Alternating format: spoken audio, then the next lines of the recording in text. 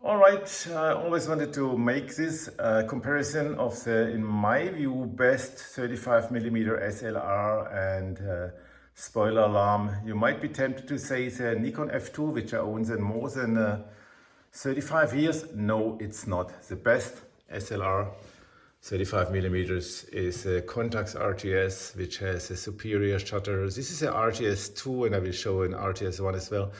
The NIKON F2 is a formidable camera. I used it for years. It's a bit quirky with its non-AI lenses. If you want to change it, you have to dial here from minimum to maximum aperture to find out in the viewfinder what the optic is capable of.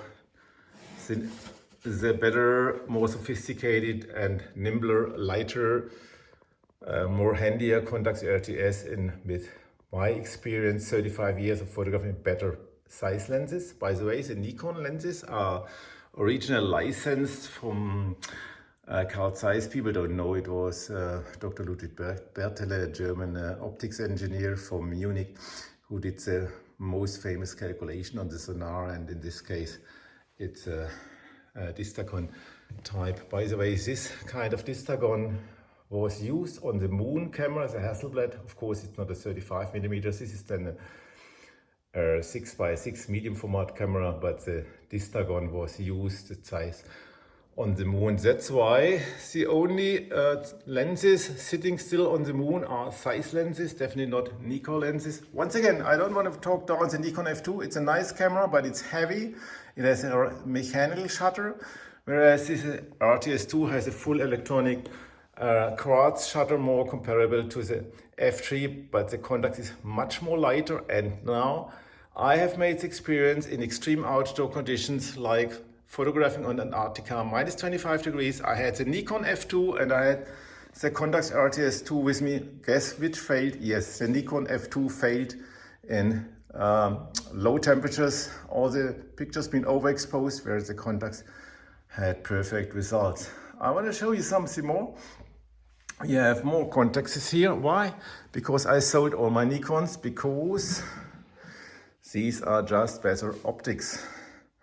I'm going to show you this old CONTAX, one from 1932, developed by Dr. Heinz Küppenbender at Germany. It's, by the way, called ZEISS, not Zeiss.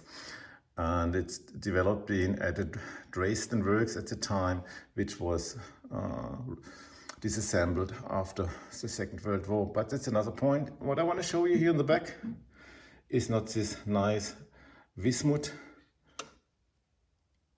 crystal here. I want to show you the king of the time was the CONTAX RTS I, in this time with a professional motor drive. Before that, it might be the NIKON F as a king, but as with most kings, the kings got dethroned, they've been kicked off the throne, and so the CONTAX, in my eyes, my hands, better optics, surpassed the CONTAX F2 by some certain extent. And the back we have still another CONTAX, which I used as a daily camera.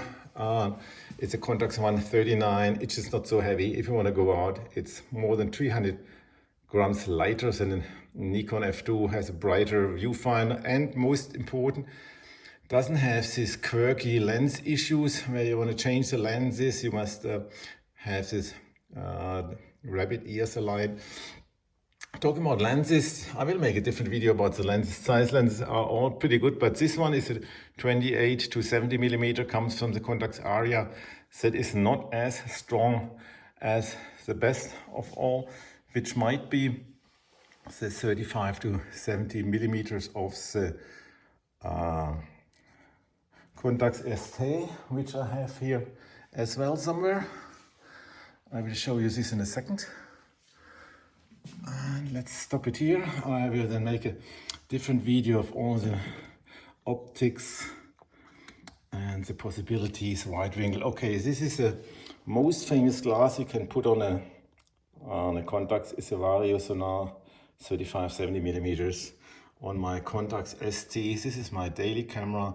I sold my CANON F1. I sold my NIKON F3. The CONTAX ST is just so much better.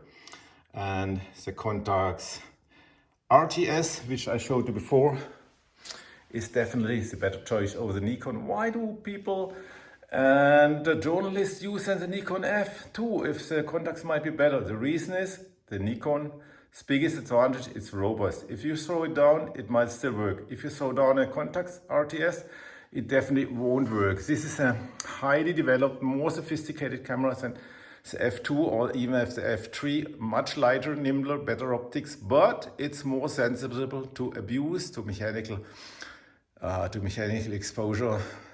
The advantage for me, the CONTAX is way better suitable in extreme outdoor conditions where the NIKON F2 has repeatedly failed.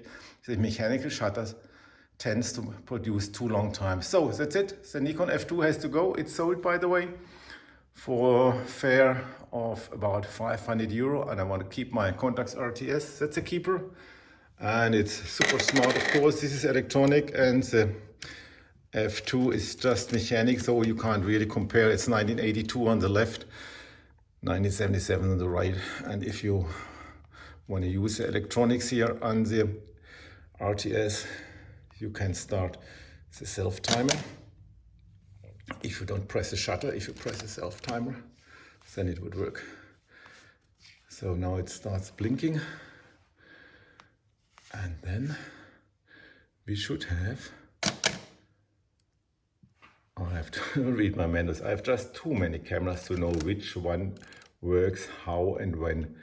Okay, then we have here a depth of field, and they have here a mechanical shutter. If you put that away, you can still use 60th of a second. I don't want to introduce the CONTAX RTS range. Only what I want to show you, you can change easier said than done, the lenses without any issues, whereas the bayonet is, with this little prong here, is transferring the correct settings of the optics direct to the camera body, which the classic NIKON F2 can't. So NIKON F2 was a nice piece on the shelf, used it for 35 years, but now say goodbye. And the new king, which dethroned, you see on the left, for me is the CONTAX RTS. And I think I allowed to have my word here because I used over 35 years both of them. Bye-bye.